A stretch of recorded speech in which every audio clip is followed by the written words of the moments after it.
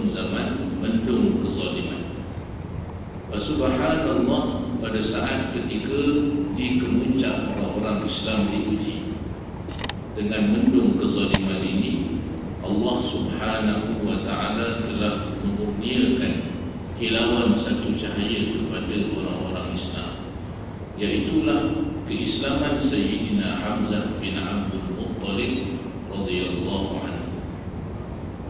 Beliau memeluk agama Islam pada penghujung tahun ke-6 kenabian baginda Rasulullah sallallahu alaihi wasallam, dan pendapat terbanyak mengatakan dia memeluk agama Islam pada bulan Zulhijjah.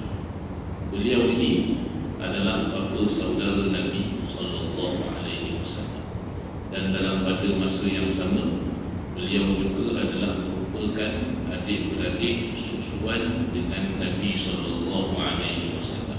Jadi hubungan dia dengan Rasulullah sallallahu alaihi wasallam ni hubungan yang agak akrab, bukan semata-mata hubungan kekeluargaan, bukan sekadar pakcik Nabi sallallahu alaihi wasallam.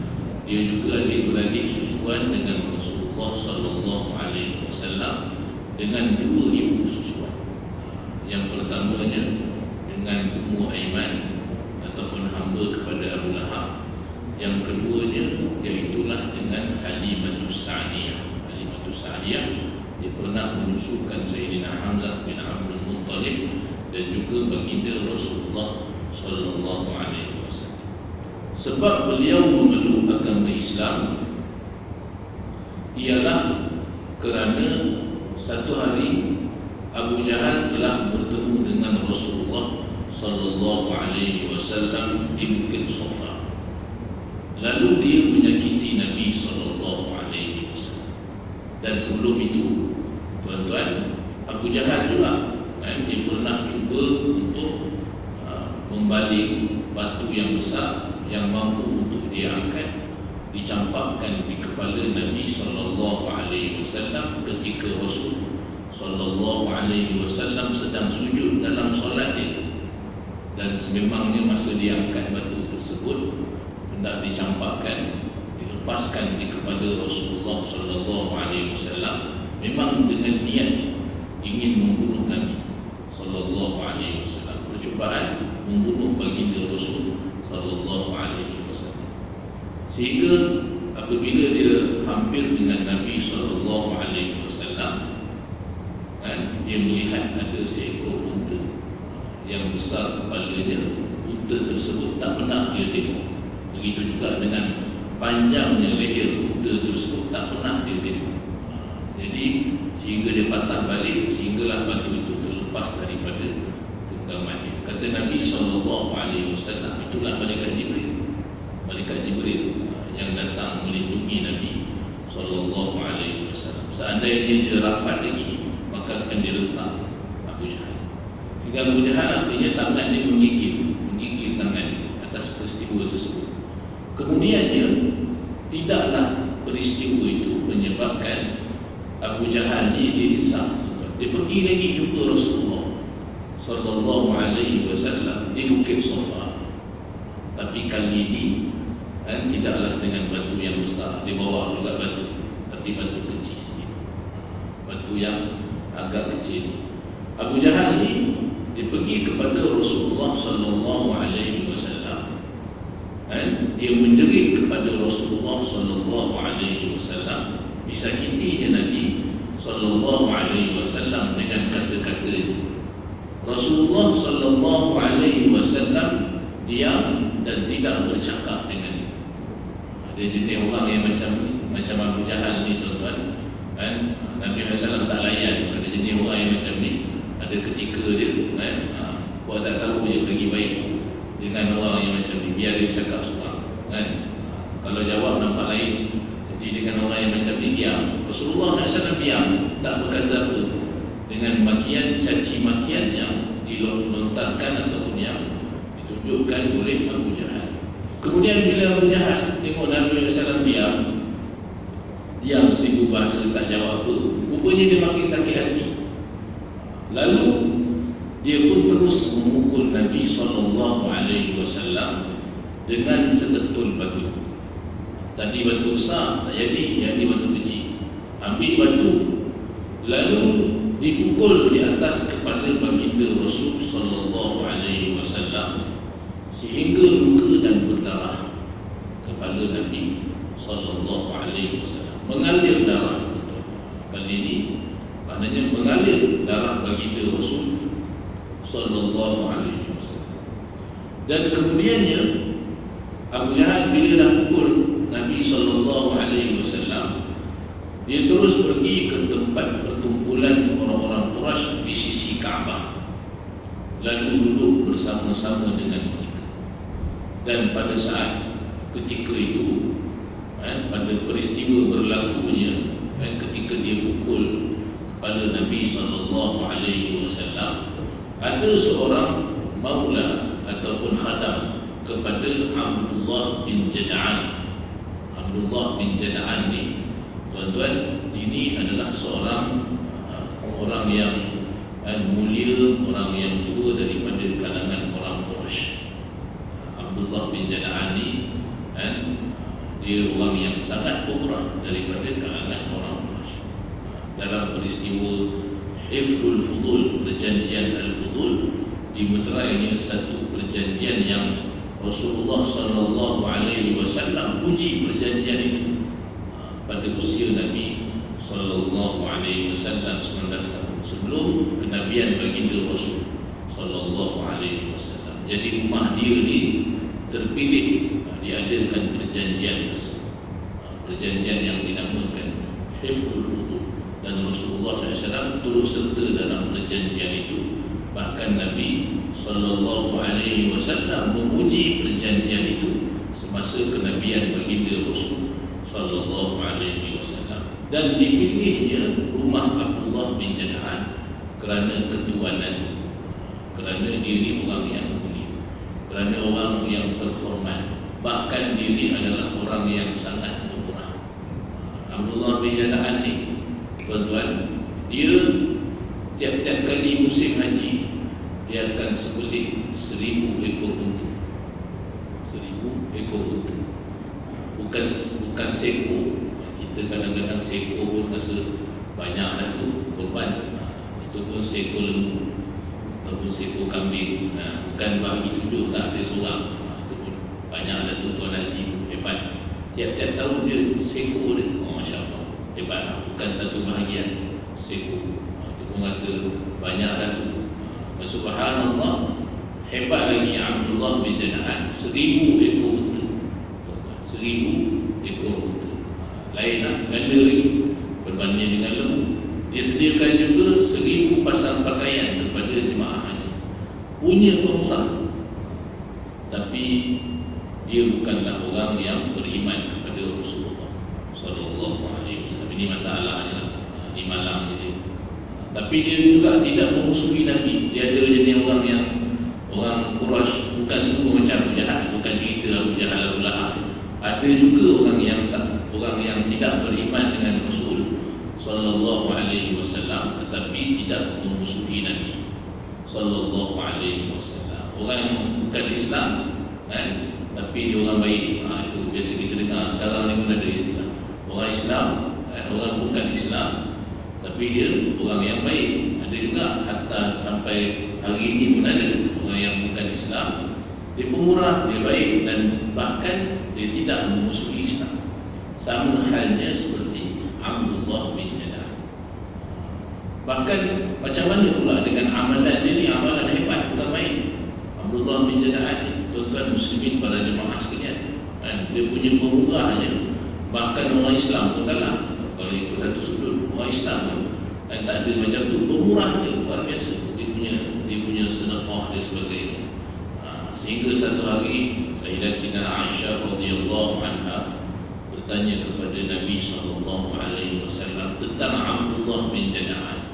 Sebab dia pemurah. Bahkan dia adalah di antara ahli keluarga Sayyidatina Aisyah radhiyallahu anha. Sayyidatina Aisyah radhiyallahu anha tanya kepada Nabi sallallahu alaihi wasallam tentang Abdullah bin Jada'an, bagaimana situasi dia di hari akhirat kelak. Adakah dengan pemurah dia itu dia akan dimasukkan ke dalam syurga Allah Subhanahu wa ta'ala? Sebab dia sembelih akan korbankan 1000 ekor unta tiap-tiap tahun musim haji. Sediakan 1000 pasang pakaian kepada jemaah haji punya pemurah. Adakah dia masuk syurga? Tanya Sayyidatina Aisyah radhiyallahu anha kepada Nabi sallallahu alaihi wasallam. Jawab Rasulullah sallallahu alaihi wasallam, la, tidak.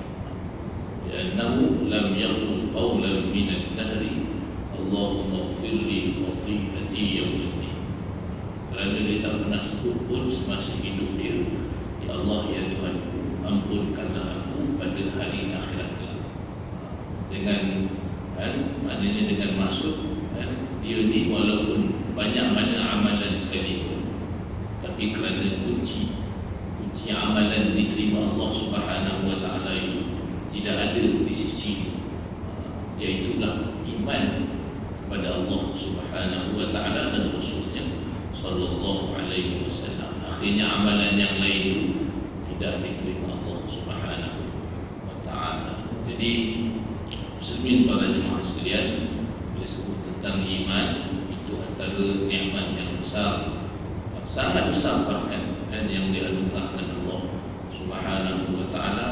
Antara sebab dan faktor bila mana kita beramal dan kita berdoa, kita sedekah, kita solat, kita lakukan apa sahaja amalan itu, insya-Allah diterima Allah Subhanahu wa ta'ala. Jadi nikmat iman antara nikmat yang besar yang dianugerahkan Allah Subhanahu wa ta'ala, yang patut kita syukuri.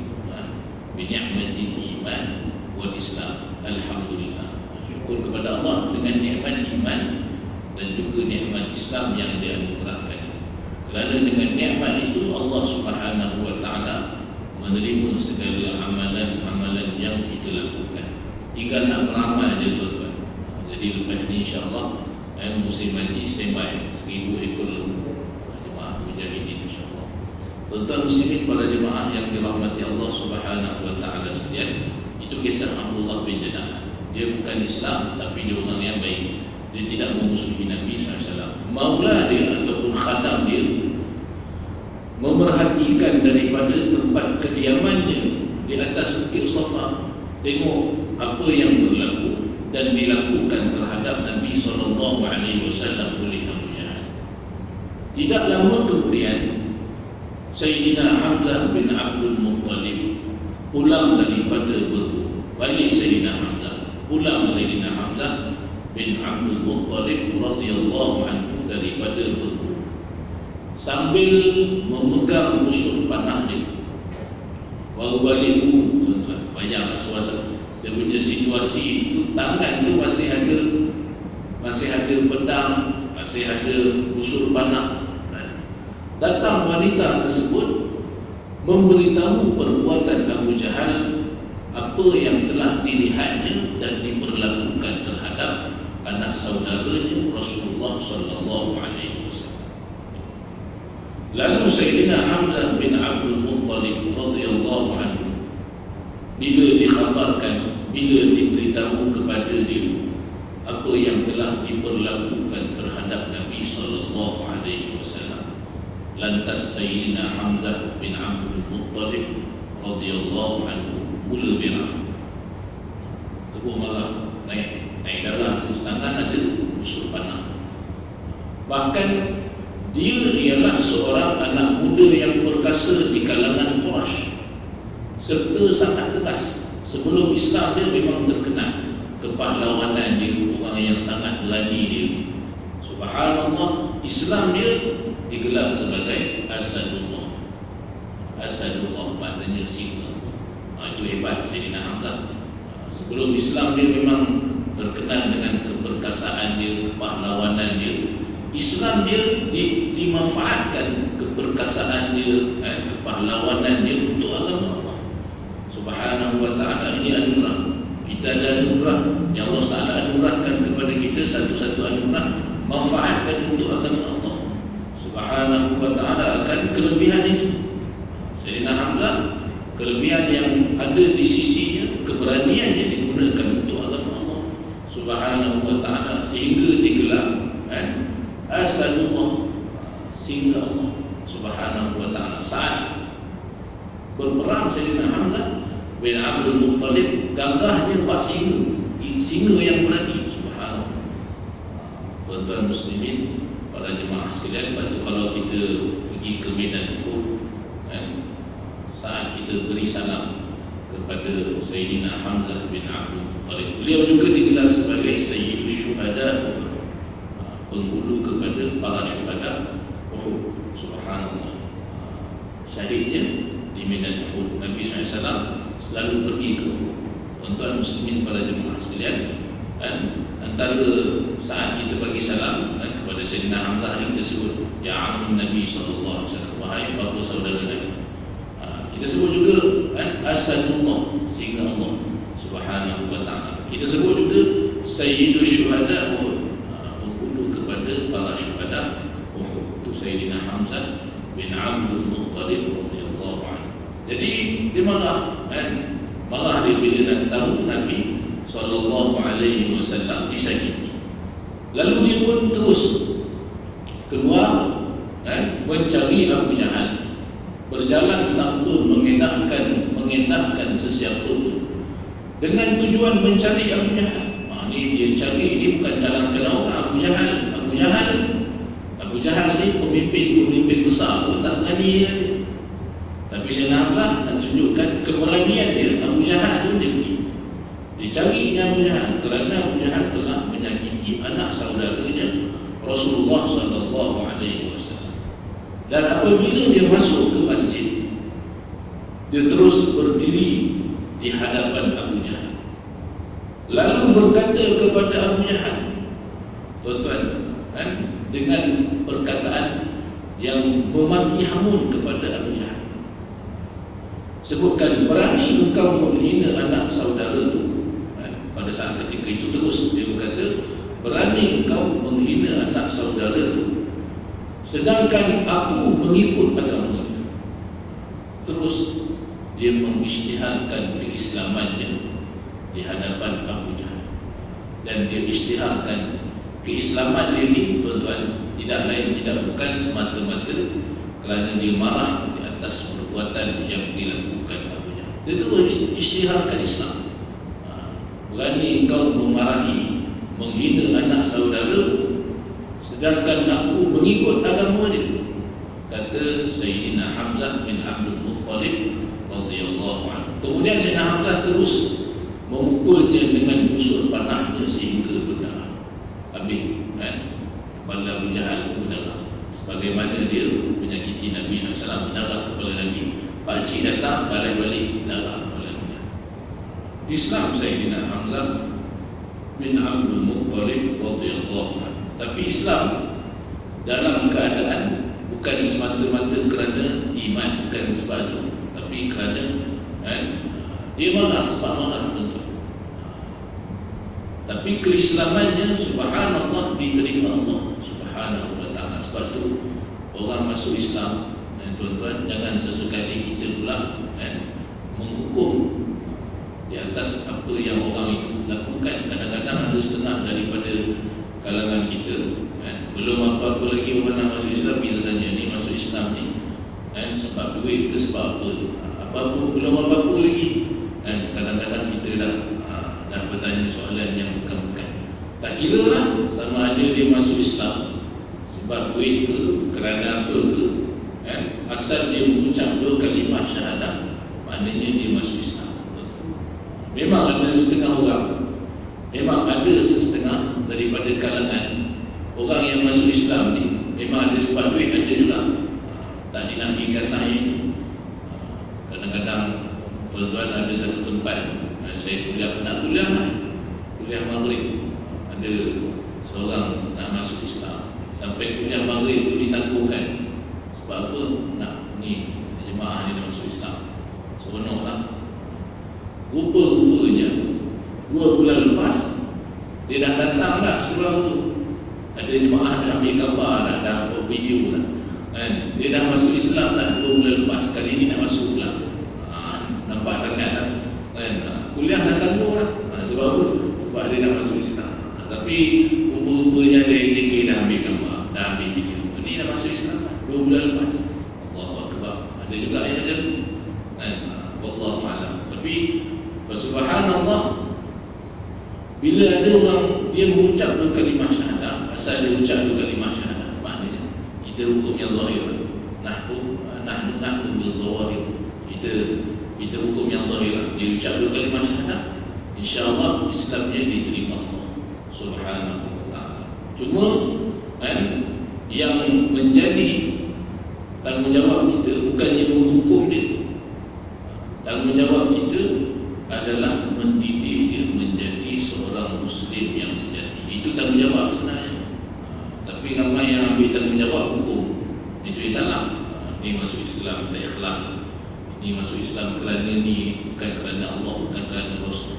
Kalau nak ikut ikhlas tak ikhlas, tuan Sayyidina Hamzah bin Abdul Muttalib radhiyallahu anhu masa masuk Islam tu betul-betul kerana marahkan Abu Jahal.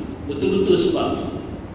Marah kerana anak saudaranya disakiti, iaitulah baginda Rasul sallallahu alaihi wasallam.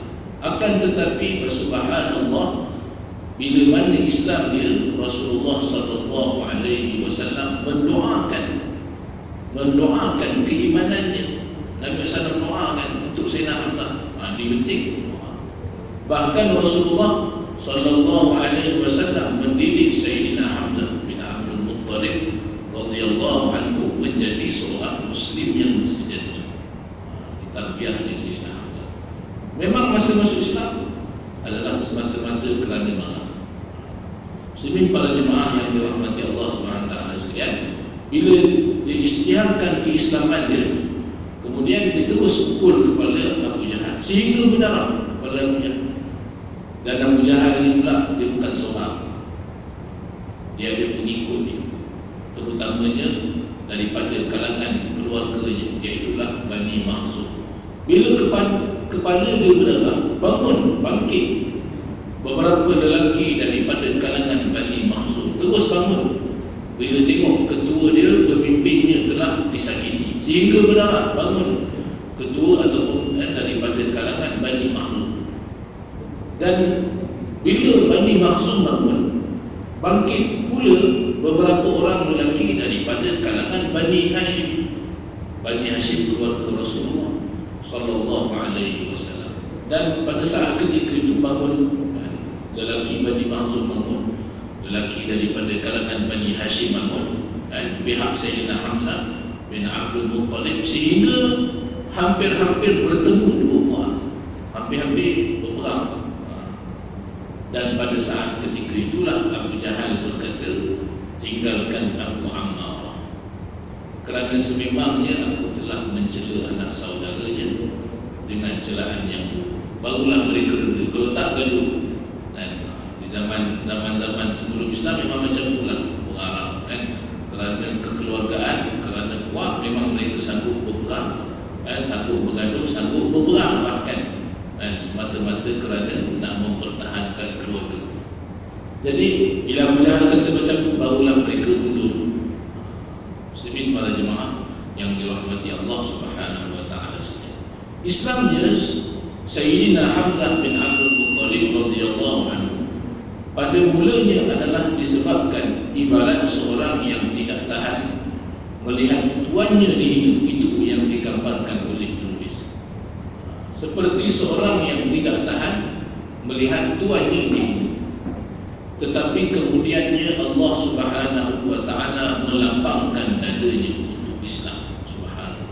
Waktu kita sebut di awal tadi, tuan-tuan, kita ni hanya hukum yang zahir je. Jangan pandai-pandai kita nak baca isi hati orang. Kita kata tak ikhlas lah orang ni buat, tak ikhlas. Jangan sesekali kita orang sedekah, ikhlas tak ikhlas itu serah pada Allah Subhanahu wa taala. Kalau dia sedekah, kalau dia infak, kalau dia masuk Islam apa sahaja, itu kita hukum yang zahir. Mudah-mudahan amalannya diterima Allah Subhanahu wa taala. Jangan sesekali kita pandai-pandai menghukum, ini buat kerja tak ikhlas, ini tak ikhlas, ini tak ikhlas. Pandai-pandai kita kata tak ikhlas. Padahal ikhlas ni adalah merupakan rahsia Allah Subhanahu wa taala. Allah Taala keikhlasan amalan ibadah seseorang. Kita hanya boleh kita menghukum yang zahir semata-mata.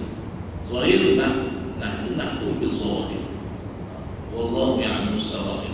Allah Taala yang Maha mengetahui apa yang terkandung dalam isi hati orang. Allah Taala yang Maha mengetahui. Kita tak tahu. Jangan pandai-pandai kita menghukum apa yang merupakan rahsia Allah Subhanahu wa ta'ala. Walaupun Sayyidina Hamzah memang masuk Islam itu bukan kerana keimanannya yang sebenar, tapi kerana malah seperti seorang yang melihat tuannya disakiti, disebab dikatakan kerana itu sebab malah. Walaupun begitu, keislamannya tetap diterima Allah Subhanahu wa ta'ala. Rasulullah sallallahu alaihi wasallam mendoakan kepada dia sehingga dilapangkan jiwanya, dilapangkan dada. Lalu dia berpegang dengan ikatan yang kukuh, berpegang dengan tali Allah Subhanahu wa ta'ala yang sebenar, bahkan menjadi seorang muslim yang sejati, bahkan digelar sebagai asadullah, sehingga Allah Subhanahu wa ta'ala bahkan lebih lagi daripada itu, subhanallah, menjadi seorang penghulu kepada para syuhada, sayyidus syuhada. Berapa banyak darajat, berapa banyak pangkat. Itu kadang-kadang ada daripada kalangan orang yang baru masuk Islam lebih hebat Islamnya berbanding yang memang orang asal Islam. Memang kadang-kadang Tuhan anugerahkan kelebihannya macam itu. Ada orang yang mu'allaf, tuan-tuan, baru masuk Islam, dia telah mengislamkan 1000 orang. Ya Allah, kelebihan yang Allah Taala anugerahkan kepada dia bahkan lebih dahsyat dan lebih hebat berbanding dengan orang yang memang dah lama Islam, dah berapa tahun dah Islam, puluh tahun dah Islam, tapi nak cari seorang yang masuk Islam pun payah. Tapi Tuhan anugerahkan kepada orang yang baru masuk Islam, subhanallah, dia telah mengislamkan ribuan orang. Walaupun dia baru cuma beberapa tahun saja memeluk agama Islam. Kelebihan yang Allah Subhanahu wa ta'ala kurniakan kepada dia dengan berkat keislamannya. Sebagaimana Sayyidina Hamzah bin Abdul Muttalib masuk Islam, walaupun masuk Islam di awalnya bukanlah kerana iman, tapi masuk Islam tu kerana marah. Tapi bila Islam dia berkat doa Nabi SAW, berkat tarbiyah Rasulullah SAW, menjadi Muslim yang sejati, Muslim yang hebat, lapang jiwa dia. Subhanallah, digelar asadullah, bahkan juga digelar sebagai sayyidus syuhada, bahkan menghulu kepada para syuhada semua. Siapa-siapa sahaja yang dia mati meninggal dunia syahid di jalan Allah Subhanahu wa ta'ala, kelak akan dibangkitkan penghulu dia, ketuanya adalah Sayyidina Hamzah bin Abdul Muttalib radhiyallahu anhu. Semoga orang-orang Islam dapat mengikuti jejak langkah orang yang hebat sebagaimana Sayyidina Hamzah bin Abdul Muttalib radhiyallahu anhu. Tuan-tuan muslimin, para jemaah sekalian, dan orang-orang Islam terus mendapat kekuatan dengan keislaman Sayyidina Hamzah bin Abdul Muttalib radhiyallahu anhu. Tak lama kemudian seorang lagi masuk Islam, orang hebat juga. Siapakah beliau? Yang ini insya-Allah kita akan bicara lagi pada kuliah yang akan datang. Allah Subhanahu wa ta'ala a'la wa a'lam. Sekadar itu dahulu yang baik daripada Allah Subhanahu wa ta'ala. Segala kelemahan, kekurangan adalah daripada diri saya sendiri. Mohon maaf di atas kelewatan tuan-tuan. Masih lagi saya mau balik buka, tuan-tuan. Masih lagi jadual tu tak menentu. Yang tidur malam tadi dekat pukul 4 dulu dapat tidur. Sedar-sedar azan lah, jadi agak kelewatan. Jadi mohon maaf di atas kelewatan, dan Allah SWT mengampuni segala kelemahan. Yang baik daripada Allah Subhanahu wa ta'ala, kekurangan kelemahan daripada diri saya sendiri. Aqulu qouli hadza wa astaghfirullahal azim li wa lakum. Subhanakallahumma wa bihamdik, asyhadu an la ilaha illa anta, astaghfiruka wa atubu ilaik. Bismillahirrahmanirrahim. Wal 'asri innal insana lafi khusr illa alladziina amanu wa 'amilus salihati wa tawassaw bil haqq wa tawassaw bis sabr. Barakallahu fiikum. Assalamualaikum warahmatullahi wabarakatuh.